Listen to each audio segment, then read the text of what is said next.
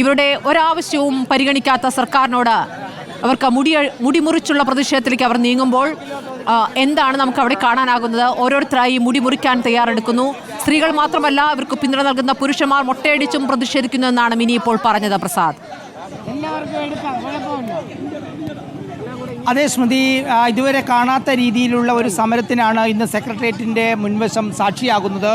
നേരത്തെ സ്മൃതി സൂചിപ്പിച്ചതുപോലെ കഴിഞ്ഞ 50 ദിവസമായി തുടരുന്ന സമരം, ആ സമരത്തിൽ ഒരു തീരുമാനവും ഉണ്ടാവാത്തതിനെ തുടർന്നാണ് ഇങ്ങനെ ഒരു നിലപാടിലേക്ക് ഇവർ പോകുന്നത്.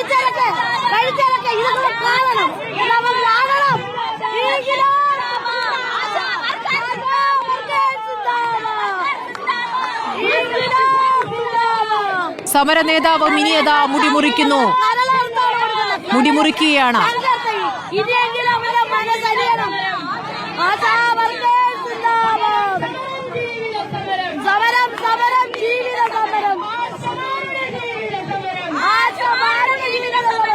മുടിമുറിച്ചുള്ള ജീവിത സമരം കേരളം കാണുകയാണ്. ആശമാരുടെ ജീവിത സമരം കേരളം കാണുകയാണ്.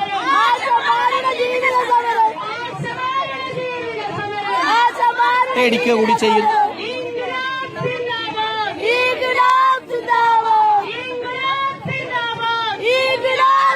ഒരാശ തലമുണ്ടനം ചെയ്തുകൊണ്ടാണ്, മുടി പൂർണ്ണമായും ഉപേക്ഷിച്ചുകൊണ്ടാണ് പ്രതിഷേധിക്കുന്നത്. പ്രസാദ്, ഇപ്പോൾ മുടി പൂർണ്ണമായും ഉപേക്ഷിച്ചിരിക്കുന്ന ഈ ആശയുടെ പേരെന്താണ്?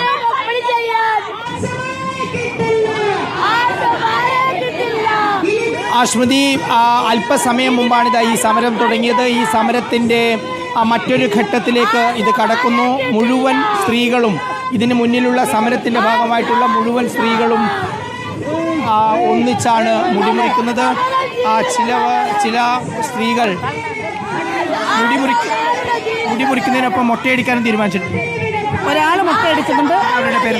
വ്യക്തിപരമായ അവരുടെ തീരുമാനമാണ്. അവരുടെ പേരെന്താ? പത്മജ. വ്യക്തിപരമായ തീരുമാനം, എല്ലാം വ്യക്തിപരമായ തീരുമാനമാണ്. എടുക്കണം നമ്മൾ പറഞ്ഞിട്ടില്ല. ഇല്ല, എല്ലാവരുടെയും വ്യക്തിപരമായ തീരുമാനമാണ് എത്രത്തോളം മുടി വെട്ടണമെന്നുള്ളത്. അവരുടെ പേരെന്താ? പത്മജ എന്നാണ് അവരുടെ പേര്. അത് അവരുടെ വ്യക്തിപരമായ തീരുമാനം എന്നാണ് സമരക്കാർ അറിയിക്കുന്നത്. മാത്രമാണ് സമരക്കാർക്ക് പത്മജയുടെ പ്രതിഷേധം തലമുണ്ടനം ചെയ്തുകൊണ്ടാണ്, മുടി ഉപേക്ഷിക്കുകയാണ്. ഒരു തരി മുടി വേണ്ട എന്ന് തീരുമാനിച്ചുകൊണ്ടുള്ള പ്രതിഷേധം.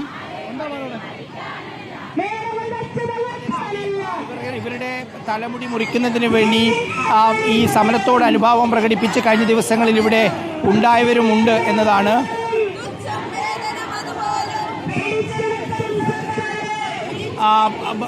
ഇതിന് മുന്നിൽ, അതായത് ഈ പുറകിലാണ് സമരം ഇരിക്കുന്നത്, അതിൻ്റെ മുന്നിലേക്ക് മുടി മുറിക്കുന്നവർ മുഴുവൻ കയറി ഇറക്കുകയാണ്. ഏതാണ്ട് 100-ലധികം ആളുകൾ.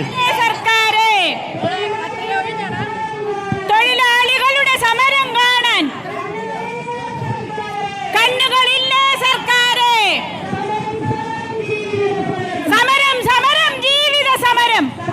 നമ്മൾ ദൃശ്യങ്ങളിൽ കാണുന്നത് പോലെ മുടി മുറിക്കുന്ന സ്ത്രീകൾ ഉറക്കെ മുദ്രാവാക്യം വിളിക്കുകയാണ്. ഇത് ജീവിത സമരമാണ്, തങ്ങളുടെ മുന്നിൽ മറ്റൊരു വഴിയില്ല, സർക്കാർ ഇതിനൊരു പരിഹാരം കാണണം എന്ന മുദ്രാവാക്യം പലരും ഉറക്കെ വിളിക്കുകയാണ്. ഏതാണ്ട് 100-ലധികം ആശമാർ ഉണ്ടെന്ന് തോന്നുന്നു സ്മൃതി. അവരാണ് ഇപ്പോൾ 2 നിരയായി ഈ സമരമിരിക്കുന്ന ഫുട്പാത്തിന് പുറത്ത് റോഡിലേക്ക് കയറിയിരുന്നിട്ടുള്ളത്. ഇവർക്ക് അവരുടെ തലമുടി മുറിച്ചു കൊടുക്കുന്നതിന് വേണ്ടി ഇവിടെ സമരത്തെ സഹായിക്കുന്ന ബാക്കിയുള്ളവരുണ്ട്. അവർ ഓരോരാളുകളുടേതായി മുടി മുറിക്കുകയാണ്. ചില മിനി ഉൾപ്പെടെയുള്ളവർ സ്വന്തം നിലക്കാണ് മുറിച്ചത്. അതിനിടയിൽ പത്മജ എന്ന് പറയുന്ന ആശ അവർ തലമുണ്ടനം ചെയ്യുന്ന ഒരു ചിത്രവും ഇവിടെ കാണുകയാണ്. സമീപകാലത്തൊന്നുമില്ലാത്ത രീതിയിലുള്ള വലിയ സമരത്തിൻ്റെ ഒരു വേലിയേറ്റമാണ് സെക്രട്ടേറിയറ്റിന് മുന്നിൽ ആശാവർക്കർമാർ കഴിഞ്ഞ 50 ദിവസമായി സൃഷ്ടിച്ചത്.